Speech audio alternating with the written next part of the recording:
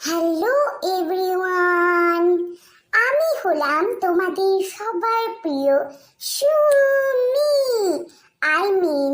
শ্রাদ্ধ বাড়ির ভ্লগার দিদি। আমি সেই শ্রাদ্ধ বাড়ির ভ্লগার দিদি।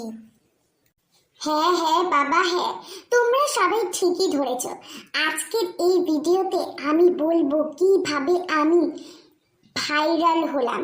অ্যাকচুয়ালি আমার সাকসেস স্টোরিটা তোমাদের সাথে আজকে আমি এখানে শেয়ার করব।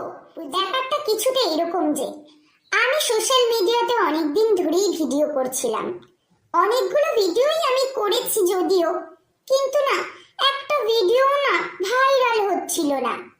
তারপরে একদিন আমার এক শ্রাদ্ধ বাড়ি থেকে নিমন্ত্রণ আসলো, আর আমার মাথায় চলে আসলো এক দুর্দান্ত আইডিয়া।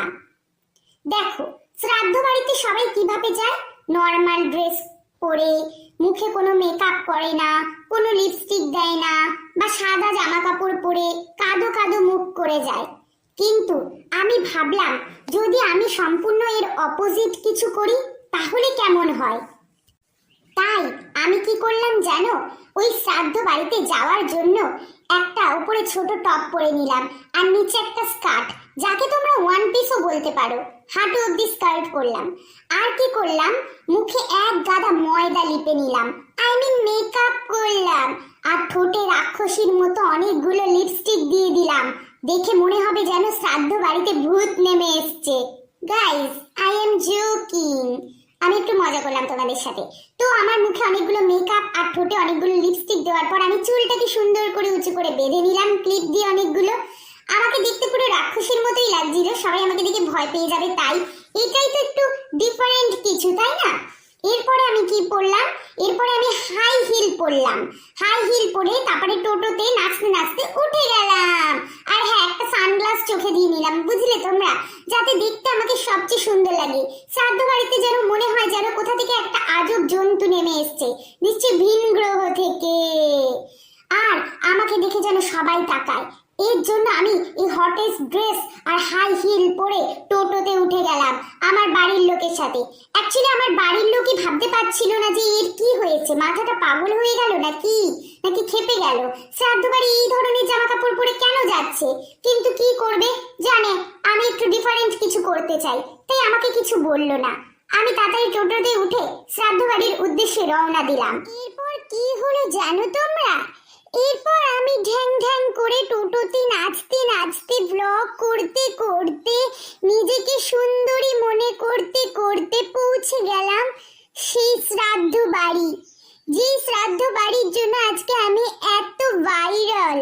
তারপরে ওখানে গিয়ে তোমাদের সুন্দর একটা খাওয়া দাওয়ার ব্লগ দিলাম।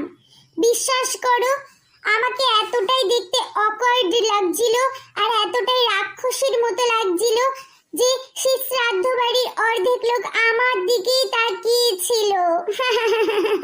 মনে হয় যেন শ্রাদ্ধ বাড়িতে আমাকেই দেখতে এসেছে সবাই। আর এই ব্লগটা করে তারপরে যখন আমি সোশ্যাল মিডিয়াতে ছাড়লাম, তারপরে তো আমি পুরো ভাইরাল ভাইরাল। আমার আর মাটিতে পা পড়ে না। প্রায় 10 লাখ সাবস্ক্রাইবার হয়ে গেছে এখন আমার ইউটিউব চ্যানেলে, দেখেছো? আমার এই ছাপড়ি কন্টেন্ট দেখে সবাই মুগ্ধ। রিয়েল ট্যালেন্ট কে দেখে? সবাই আজকাল তো ছাপড়িদের দেখতেই পছন্দ করে। যে মজার বিষয় কি জানো, আমার এই শ্রাদ্ধ বাড়ির ব্লগের কন্টেন্ট দেখে অনেকেই ইন্সপায়ার হয়েছে, হয়ে এখন কেউ কেউ শ্মশান যাওয়ার ব্লগ, কেউ কেউ দাদুকে হসপিটালে দেখতে যাওয়ার ব্লগ, কেউ কেউ নিজের বাবা মা ভাই বোন সবাইকে অসুস্থ অবস্থায় হসপিটালে দেখতে যাওয়ার ব্লগ বানাচ্ছে, তাও সুন্দর সুন্দর জামা কাপড় পরে সেজে গুজে মুখে ময়দা মেখে। তাহলে দেখেছো আমার কত বড় talent. I am talented, you know. আমার আজকে এই ট্যালেন্টের জন্যই, আমার একটা শ্রাদ্ধ বাড়ির ব্লগের জন্যই আমার সাথে সাথে আজকে কত কেউ ফেমাস, গাইস, ফেমাস। আমি যদি ওই দিন ওই ভিডিওটা না করতাম তাহলে বাকিরা কি আজকে ফেমাস হতে পারতো, নাকি আমি ফেমাস হতে পারতাম বলো? আর তোমরা তো আমার এই ভিডিওগুলো দেখতে খুব পছন্দ করো, তাই না? সো তোমাদের জন্য আমি আরো কন্টেন্ট বানাবো, বুঝলে? তাই বলছি, এমনি আমাদের রাজ্যে কোনো চাকরি বাকরি নেই, তাই পড়াশোনা করে কি হবে বলো? তোমরা এরকম শ্রাদ্ধ বাড়ি, শ্মশান এইসবের ব্লগ করো আর ভাইরাল হও, বুঝলে? দেখো, তোমাদের একটা ভালো টিপসও দিয়ে দিলাম ইউটিউবে ফেমাস হওয়ার, বুঝলে? সো গাইস, তোমরা দেখতে পেলে কিভাবে আমাদের শ্রাদ্ধ বাড়ির ব্লগার দিদি ফেমাস হয়েছে, আর এখন তার কত কত সাবস্ক্রাইবার। এই বগা, এইসব কি করছিস তুই? তোর কি পড়াশোনা নেই? এগুলো কি করছিস? বাবা, দেখতে পাচ্ছ না আমি রোস্ট ভিডিও বানাচ্ছি? পড়াশোনা করে কি হবে? রাজ্যে তো চাকরি নেই, আমি ব্লগ করব, ভিডিও বানাবো, বুঝলে? আজকালকার ছেলে মেয়েদের যে কি হয়েছে কি জানি, পড়ার নাম গন্ধই নেই, সারাদিন ভিডিও গেমস এইসব নিয়ে পড়ে থাকে। আচ্ছা বাবা, তুমি বলেছিলে না পরশুদিন আমাদের একটা দূর সম্পর্কের আত্মীয় মারা গেছে, কদিন পরেই আমাদের তাদের বাড়ি নিমন্ত্রণ আছে। হ্যাঁ হ্যাঁ, আমাদের এক দুঃসম্পর্কের আত্মীয় মারা গেছে তো, আর আমাদের নিমন্ত্রণও তো আছে, তাতে কি হয়েছে? না বাবা, আমি ভাবছিলাম তাহলে ওই নিমন্ত্রণ বাড়ি মানে ওই শ্রাদ্ধ বাড়িতে যাব, আর আমি না একটা ব্লগ করব, বুঝলে? কিভাবে শ্রাদ্ধ বাড়িতে যাই, কিভাবে গিয়ে খাবার খাই, কিভাবে সুন্দর করে সেজে যেতে হয়, এইসব ভিডিও করব। তারপরে দেখবে আমি ফেমাস, আর ফেমাস হওয়ার পর আমার 10 লাখের বেশি ইউটিউবে সাবস্ক্রাইব, আর তারপরে আমাদের বাড়িতে পয়সাই পয়সা। তাহলে এবার বলো বাবা, পড়ে কি কোনো লাভ আছে? কোনো লাভ নেই। তার চেয়ে ভালো আমি শ্রাদ্ধ বাড়ির একটা ব্লগ করব, আর তারপরে সোশ্যাল মিডিয়াতে ছেড়ে দেব, আর আমি ভাইরাল হয়ে যাব। কি বলো? পড়ে কোনো কিছু হবে না, শ্রাদ্ধ বাড়ি ব্লগ করেই এখন সবকিছু হবে, বুঝলে? যা যা, গিয়ে পড়তে বস, চড়িয়ে লাল করে দেবো, নোংরাম একবার বার করে দেবো, দেখবি। বেশি পাকা হয়ে গেছো, যত সব, যা গিয়ে পড়তে বস। তো গাইস, তোমরা তো দেখলে শ্রাদ্ধ বাড়ি ব্লগ করব শুনে আমার বাবা কতটা রেগে গেল, বলল পড়তে বস। হ্যাঁ হ্যাঁ, শুধু আমার বাবা মা কেন, প্রত্যেকের বাবা মাই এটাই বলবে, কারণ আমাদের অন্তত শিক্ষাটুকু বেশি জরুরি, তাই না? কিন্তু আজকালকার দিনে কিছু ছাপড়ি চলে এসছে, যাদের মধ্যে মায়া মমতা বা কিছুই নেই, আর এরকমই একটা ছাপড়ি এই যে শ্রাদ্ধ বাড়ির ব্লগার দিদি। এই ব্লগার দিদি এমন ছাপড়ি যে একটু মান সম্মান বোধ নেই। এ নিজেকে শ্রাদ্ধ বাড়ির ব্লগার বলে আবার দাবি করছে, গর্ববোধ করেছে।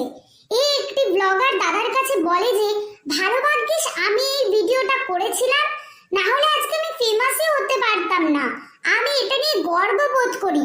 বাহ দিদি বাহ, এই একটা শ্রাদ্ধ বাড়ির ব্লগ করেছো, সেটা নিয়ে আবার গর্ববোধ করছো। আমি ছাপড়ি, আমি ছাপড়ি।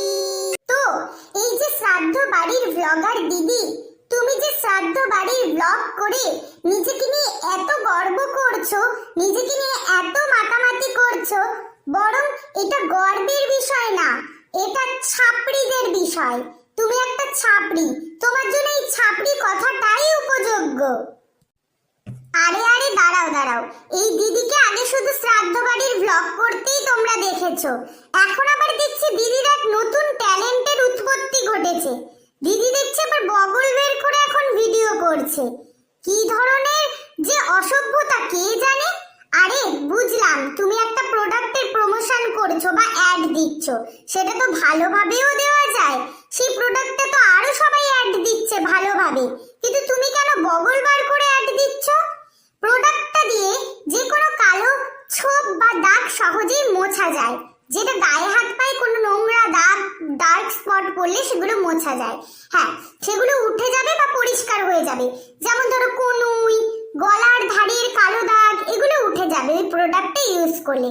তুমি সেইভাবে কনুই, গলার ধার এগুলো দেখিয়ে তুমি করো, তুমি কেন বগল দেখিয়ে এইভাবে অসভ্যের মতো ভিডিও করবে বলো তো?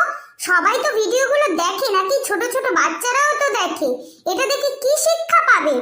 আর তুমি বা কি শিক্ষা পেয়েছো এই ধরনের ভিডিও করছো? তুমি একটা প্রোডাক্ট প্রমোশন করছো, ঠিক আছে, সেটা ভালোভাবে করো, প্রমোশনের মতো করে করো, তাই না বগল বার করে করছো। তাই তোমার ট্যালেন্ট দেখে আমরা সত্যি অভিভূত। আমার আর কিছু বলার নেই। ছোটবেলায় বাবা মা আমাদেরকে সবসময় বোঝাতো, বড় হয়ে একজন ভালো মানুষ হবি, মানুষের মতো মানুষ হবি। এমন কোনো কাজ করবি না যাতে কারোর অসম্মান হয়, কারোর লজ্জা হয়, পরিবারের মান সম্মান যায়।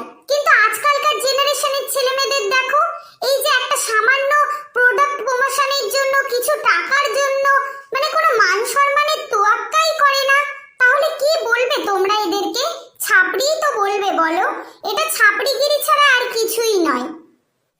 শ্রাদ্ধ বাড়ির ব্লগার আমি, শুনি আমার নাম, বগল দেখিয়ে ভিডিও করে করেছি বড় কাম। আমি ছাপড়ি, ইয়া